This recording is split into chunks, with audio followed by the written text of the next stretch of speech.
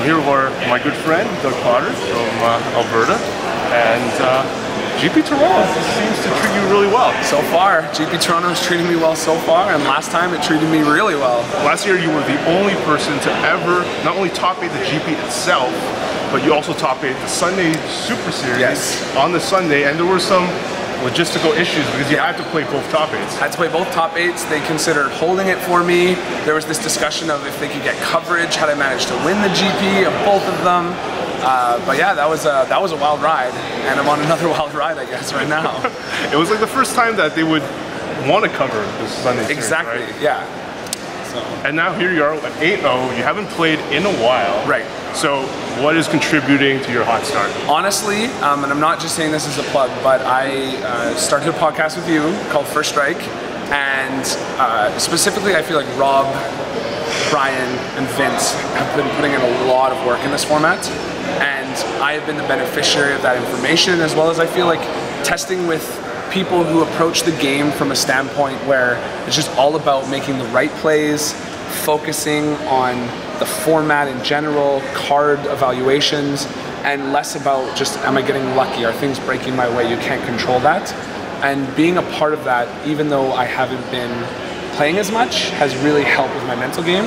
And then I opened a really good pool, which I misbuilt with lack of practice. But the good pool plus some of the things that they've been saying has really helped me so far in this tournament. Okay. Do you think the level of play has changed since a year before or in years past? Do you think people are getting better? Do you have any insight on that? Honestly, this feels like a really soft Grand Prix to me.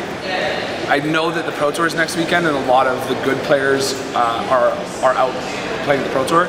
I have had opponents throw away games against me in multiple rounds that, had they actually read the board state correctly, they would have been able to easily win. For example, Oketra, I didn't have 3 other creatures, but he just didn't attack because he thought I could block with it, things like that.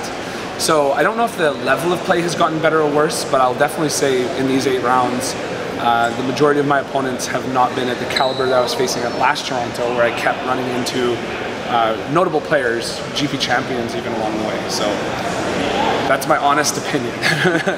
Well, what are you looking forward to tomorrow? Do you have a game plan, specific archetype that you're hoping to? I hate force because most good players are pretty open. Most good players are pretty open. I have had a lot of draft success at the Pro Tour, 2-1ing or even 3-0ing all pods I've been in except one, and I've always stayed open. But I'm not gonna lie, I have a plan tomorrow for one of the first times in my Magic career to actually force a color, regardless of opens. The first few picks, I'll take the best card, but no matter what those are, I plan on forcing into red, and then rolling the dice from there. Okay, red. So not like a lot of people are talking about, like Rob, which is interviewed, talking about red blue. Yes. But you might go mono red. You're saying? I'm saying that I want to be red blue. I'm okay if it's red black. Okay. If it has to be red blue, green, we can make that happen. And if it's red white, I'll also be happy.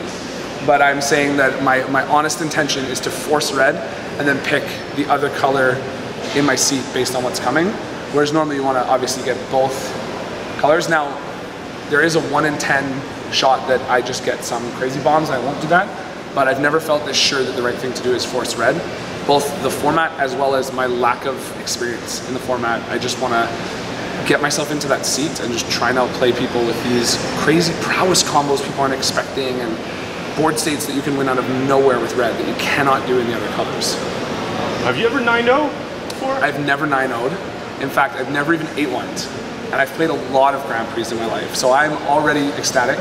I've kept doing this one round at a time, but this is the first one where it hit me that I've made an accomplishment I've never made. I've never 8-1 day 1, 7-1-1 at the last Toronto was my day 1 record, and so I'm on top of the world. I'm so happy, no matter what happens, and we'll go from here. And it looks like you've enjoyed yourself. The tournament going well. It's been a blast. I do love face-to-face Grand Prix. The amount of packs I got for 3-0ing my trial. I got a booster box at 3-0. Like, what the heck? Things are good. It's a good environment. I'm seeing old friends that I haven't seen for a while because I've been out of Magic for the past year. Great hangout yesterday that we did for the First Strike Nation and just friends. It's a good environment. I love Canada. I love being in Canada and people just being friendly and coming together. And a lot of my American friends will even notice that like people are just friendlier around them at these Grand Prix, and I just love it. So I'm happy I'm back. All right, good luck tomorrow, Thank you so much. And obviously in your last round. Let's see what we can do.